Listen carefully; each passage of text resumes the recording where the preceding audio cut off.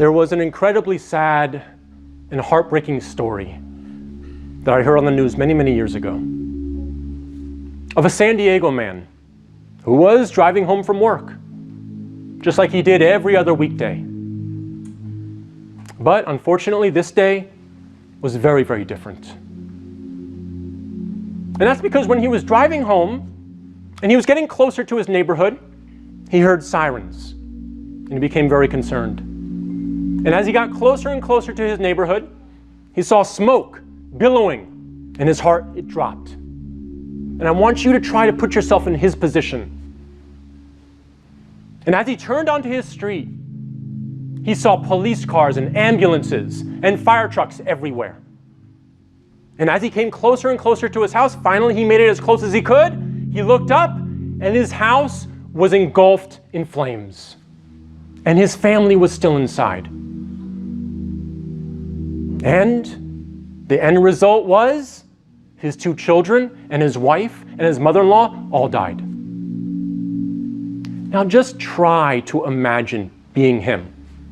Obviously we can't do that unless you've lost somebody very close to you, tragically.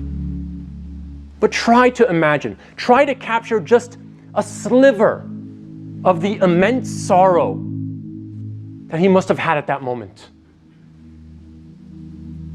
His family killed, his house burned down. Now, listen to this hadith of the Prophet, peace and blessings be upon him. He said, the person that misses the Asr prayer, it's as if they lost their family and all their wealth. SubhanAllah. How can we, after hearing this hadith, ever miss another salah again? We should at least make the intention and the resolve to try to pray our fard prayers if we're not doing it already, because of the immense reward that we lose for not praying that prayer. And perhaps the tremendous amount of punishments that will come to us for deliberately missing that prayer. The Prophet, peace and blessings be upon him, he said the first thing that will be inquired, that you will be held to account for on the Day of Judgment, is your salah. If it is sound, you will be successful. And if it is lacking in any way, you will be doomed. In another hadith, the Prophet, peace be upon him, he said that if someone leaves off the prayer, meaning they don't pray, they are a disbeliever.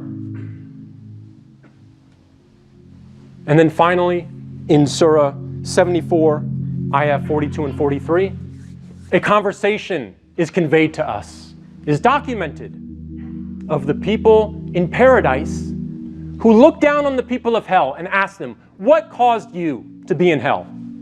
And they responded, we were not of those who prayed.